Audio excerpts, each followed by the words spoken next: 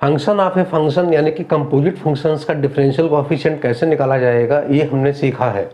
हम सीख चुके हैं उसका एक मेथड जिसमें हम लोग वेरिएबल को चेंज कर देते थे। मैंने बताया था कि कंपोजिट फंक्शंस जो होते हैं यानी कि फंक्शंस ऑफ ए फंक्शन जो होते हैं उनको उनका डिफरेंशिएशन करने के लिए दो तरीके होते हैं। एक तरीका होता है चेंज ऑफ वेरिएबल, जिस पर एक एग्जाम्पल हम लोग देख चुके हैं कि किस तरीके से हम वेरिएबल को चेंज करके जो है किसी कंपोजिट फंक्शन का आसानी से डिफरेंशियल कोएफिशिएंट निकाल सकते हैं।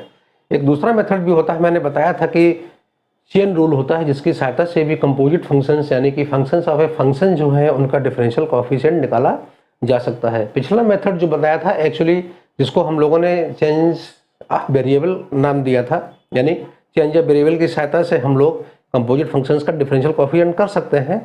एक्चुअली क्या है, वह भी चेन रूल का ही एक रूप होता है।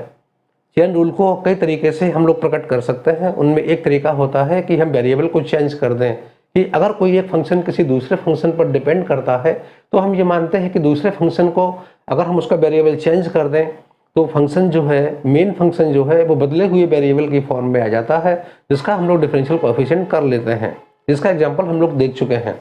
दूसरा क्या था, चेन रूल था। वास्तव में चेन रूल क्या है, चेन रूल में क्या है कि हम ये मान लेते हैं कि आगे वाला जो फंक्शन होगा उसको हम अगली चेन मानते हुए डिफरेंशियल कोएफिशिएंट करते हैं। बहुत आसान है, इसमें केवल हमें यह देखना होता है कि y जो है यानी कि जो भी हमारी क्वांटिटी होगी वो जिस मेन फंक्शन पर निर्भर कर रही है तो सबसे पहले हम उसी फंक्शन का डिफरेंशियल कोएफिशिएंट लेते हैं, और वो फंक्शन अगर किसी अगले फंक्शन पे निर्भर करता है, डिपेंड करता है, तो अगली चेन में है फिर हम उस फंक्शन का जिस पर कि पहला वाला फंक्शन निर्भर करता था उस फंक्शन का हम डिफरेंशियल कोएफिशिएंट बाद में करते हैं। तो ये एक तरीका होता है, वेरिएबल चेंज नहीं करते हैं, केवल नजरें गड़ाए रखते हैं कि कौन सा फंक्शन किस फंक्शन पर डिपेंड करता है, और ये क्रम आगे बढ़ता चला जाता है। एक एग्जाम्पल की सहायता से हम इस चेन रूल को बहुत आसानी से समझ सकते हैं। ये डायरेक्ट मेथड भी कहलाता है, इसमें हमें वेरिएबल को चेंज करने की आवश्यकता नहीं पड़ती है। तो एक एग्जाम्पल देखते हैं कितनी आसानी से इसको समझा जा सकता है। जैसे मान लेते हैं कि कोई एक क्वांटिटी y है, कोई मान लेते हैं कोई फंक्शन है, कोई मान लेते हैं कि कोई फंक्शन हमको दे दिया गया है। एक एग्जाम्पल है, कोई फंक्शन y है और जो दे रखा है किस तरीके से sin 3x मान लेते हैं थोड़ी देर के लिए। कोई भी एग्जाम्पल लिया जाता है, कुछ भी ले सकते हैं, इस तरीके से अनेकों सवाल बनाए जा सकते हैं, कोई प्रॉब्लम नहीं है। तो कोई एक तरीके से फंक्शन दे रखा है y = sin 3x। अब हम देख सकते हैं कि ये कंपोजिट फंक्शन है, फंक्शन ऑफ ए फंक्शन है। साइन जो है y साइन पर डिपेंड करता है, लेकिन साइन जो है 3x पर डिपेंड करेगा। तो अब इसका तरीका क्या है, अगर हम चेंज वेरिएबल के हिसाब से तो हमें 3x को चेंज कर देना चाहिए। 3x की जगह पे हम u मान लें, v मान लें, या कुछ भी pqr मान लें, चेंज वेरिएबल हो जाएगा। लेकिन हम नहीं मानेंगे, हम अपनी सुविधा के लिए थोड़ा सा हम काम ये करते हैं कि 3x के नीचे हम इस तरीके से एक निशान लगा लेते हैं और हम ये मान के चलते हैं कि 3x जो है हमारा फंक्शन ऑफ ए फंक्शन है। मेन फंक्शन साइन का है, लेकिन साइन जिस पर डिपेंड करता है, जिस फंक्शन पर डिपेंड करता है वो 3x है। तो अगर हम डिफरेंशिएट करने जा रहे हैं तो सबसे पहले हम साइन के हिसाब से डिफरेंशियल कोएफिशिएंट निकालेंगे।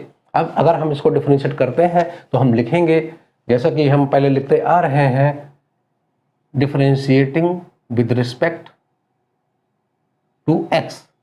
क्योंकि x के रूप में फंक्शन दिया गया है तो डिफरेंशिएशन भी x के रिस्पेक्ट में ही होने वाला है। तो ddx ऑफ y हो जाएगा, ddx of y equals to sine, sine main function है तो साइन के हिसाब से डिफरेंशियल कोएफिशिएंट होगा। और हम जानते हैं कि साइन का जो है डिफरेंशियल कोएफिशिएंट cos होता है, साइन x का डिफरेंशियल कोएफिशिएंट cos x होता है। लेकिन यहाँ तो x है ही नहीं, x के रूप में एक नया फंक्शन हमको दिया गया है जो 3x की फॉर्म में है। मेन फंक्शन साइन है तो साइन के हिसाब से हम इसका डिफरेंशिएशन करेंगे, और हम जानते हैं कि साइन x का डिफरेंशियल कोएफिशिएंट cos x होता है। ओके, तो लेकिन यहाँ पे x तो है ही नहीं, x की जगह पे एक नया फंक्शन दे दिया गया है 3x के रूप में है, जो कि 3x के रूप में है। तो अब हम साइन के हिसाब से इसका डिफरेंशियल कोएफिशिएंट लिखेंगे, और हम जानते हैं कि साइन का डिफरेंशियल जो है वो cos होता है। cos, साइन x का डिफरेंशियल कोएफिशिएंट cos x होता है, हमने cos लिख लिया है। लेकिन x की जगह पे क्या है, x की जगह पे हम देख सकते हैं 3x दे रखा है तो हम लिखेंगे cos 3x। क्योंकि 3x एक नेक्स्ट फंक्शन है, फंक्शन ऑफ ए फंक्शन है, तो अब हमको डिफरेंशियल करना होगा 3x का। अगले स्टेप में हम पहुंच गए।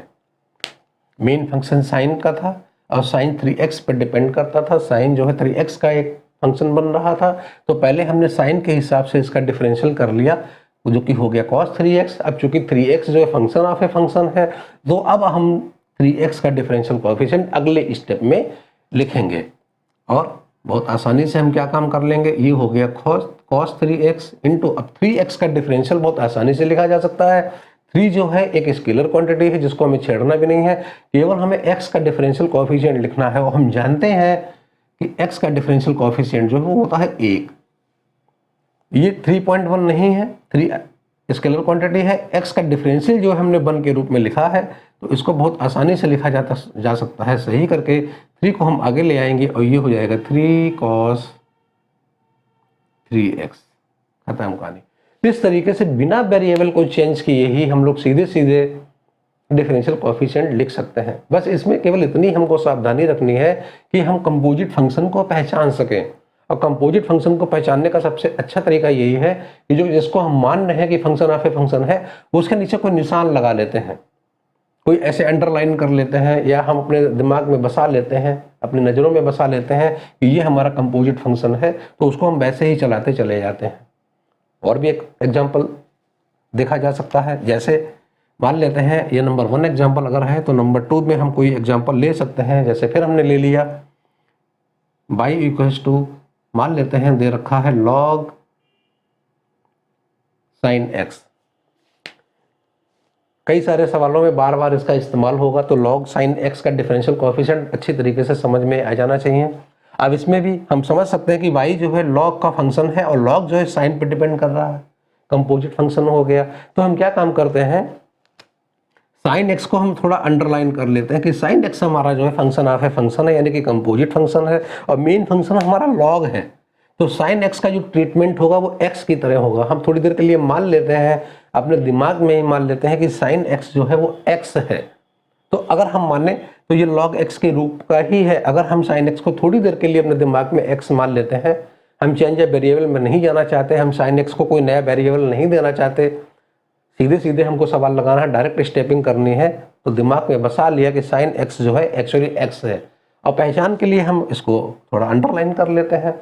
अब y जो है log का एक फंक्शन है, तो log का डिफरेंशियल कोएफिशिएंट मालूम होना चाहिए। हमने यहाँ पे log का बेस नहीं दिखाया है, लेकिन हम पहले ही कह चुके हैं कि साधारण केसेस में हम ये मान के चलते हैं कि log का जो बेस है वो हमने आइलर नंबर लिया हुआ है, ई लिया हुआ है, तो लिखने की बार बार जरूरत नहीं है। जब इससे कोई स्पेशल केस होगा तो डेफिनेटली हम log का बेस लिखेंगे, यहाँ पे हम नहीं लिख रहे हैं। तो अब y जो है log का एक फंक्शन है, हम sin x को थोड़ी देर के लिए x अपने दिमाग में मान लेते हैं, तो एक्चुअली ये log x बन जाता है। और log x का डिफरेंशियल कोएफिशिएंट हम जानते हैं कि ये होता है 1/x। log x का डिफरेंशियल कोएफिशिएंट होता है 1/x। डिफरेंशियल कोएफिशिएंट्स याद होना चाहिए, जितने भी डिफरेंशियल कोएफिशिएंट्स पीछे हमने बताए हैं वो सब बिल्कुल याद होना चाहिए। अगर वो याद नहीं है तो इन सवालों को लगाना, डिफरेंशियल कैलकुलस को पढ़ना बहुत ही कठिन होने वाला है। तो log x का डिफरेंशियल क्या होता है, ये होता है 1/x, 1/x। लेकिन x की जगह पे क्या है, कंपोजिट फंक्शन जो कि sin x रूप में है, तो हम x नहीं लिखेंगे, x की जगह पे जो हमने अंडरलाइन कर रखा है हम इसको लिखेंगे sin x को, और ddx किसका हो जाएगा। अब अगले स्टेप में हमको जो हमारा कंपोजिट फंक्शन है उसका हम ddx करेंगे, यानी sin x का हम डिफरेंशियल करेंगे। ये सिस्टम है। sin x को थोड़ी देर के लिए हमने अंडरलाइन किया था, दिमाग में बसाया था कि ये x है, तो हमने इसको log x के रूप में ले लिया। log x का डिफरेंशियल कोएफिशिएंट 1/x होता है, तो 1/x है, लेकिन x की जगह पे हमने क्या ले रखा है, क्योंकि हमने माना हुआ sin x है तो हम sin x लिखेंगे। अब चूंकि sin x कंपोजिट फंक्शन है, तो sin x का अभी हमको एक बार डिफरेंशियल कोएफिशिएंट और करना होगा। तो अब जो अगले स्टेप में डिफरेंशियल होगा वो sin x का होगा, तो 1/sin x ऐसे चलता रहेगा, इसका कुछ नहीं होना है, ये ऐसे ही रहेगा इनटू, अब sin x का डिफरेंशियल कोएफिशिएंट हम जानते हैं ये होता है cos x। इस तरीके से डिफरेंशियल कंप्लीट हुआ। अब इसके बाद केवल इसकी सेटिंग है, इसका रिप्रेजेंटेशन है कि हम किस तरीके से अपने आंसर को रिप्रेजेंट करना चाहते हैं, दिखाना चाहते हैं। तो वैसे तो ये cos x/sin x हो ही गया है, हम चाहे तो इसे छोड़ सकते हैं, लेकिन हम जानते हैं ट्रिग्नोमेट्री में cos x/sin x जो है किसके बराबर होता है, ये होता है cot x के बराबर। खत्म। इस तरीके से बहुत आसानी से जो है कंपोजिट फंक्शंस यानी जिनको हम फंक्शन ऑफ ए फंक्शन कहते हैं, बहुत आसानी से उनका डिफरेंशियल कोएफिशिएंट निकाला जा सकता है। और यही मेन चीज़ है, सवालों की कठिनाई ऐसे ही बढ़ती है कि हम किस तरीके का डिफरेंशियल करना चाहते हैं। तो ये जो विधि थी ये थी चेन रूल। अभी हमने केवल 2 स्टेप के ही चेन रूल वाले सवाल लिए हुए हैं कि यानी चेन रूल जो लगेगा वो केवल 2 स्टेप में लग जाएगा, एक फंक्शन किसी दूसरे फंक्शन पे ही डिपेंड करता है, लेकिन ये चेन कितनी भी लंबी हो सकती है। पहला फंक्शन दूसरे फंक्शन पर डिपेंड करता है, दूसरा फंक्शन तीसरे फंक्शन पर डिपेंड करता है, तीसरा फंक्शन जो है चौथे फंक्शन का कंपोजिट बना हुआ है। तो ये चेन कितनी भी लंबी हो सकती है। ये अच्छी बात है कि हमारे 10+2 में जो है 3 या 4 से ज़्यादा चेन वाला कोई भी सवाल इस तरीके का हमें नहीं मिलेगा, तो वो डरने की कोई ज़रूरत नहीं है। अभी हमने केवल 2 वाले देखे हैं जिनमें 2 फंक्शन से दिए गए हैं, 2 स्टेप में ही सवाल हमारा हो रहा है। आगे इसको और भी लंबा खींचा जा सकता है, देखते हैं। चलिए एक एग्जाम्पल और देख लेते हैं जिनमें 3 स्टेप में हमको जाना पड़ सकता है। जैसे एक और एग्जाम्पल लेते हैं, मान लेते हैं कि कुछ भी माना जा सकता है। y इक्वल्स टू अगर हमने ले लिया log cos x square, y equals to log cos x square. आप समझ गए होंगे इसमें 3 स्टेप में सवाल जाने वाला है। पहला फंक्शन log के रूप में, मेन फंक्शन y के सामने ठीक log पड़ता है, तो y का डिफरेंशियल जो है पहले log के हिसाब से होना है। log के लिए आगे का सिस्टम जो cos x स्क्वायर है ये एक फंक्शन वेरिएबल के रूप में होगा cos x स्क्वायर। तो आप अपनी पहचान के लिए इसको जो है अंडरलाइन कर सकते हैं, हमने अंडरलाइन इसको कर लिया।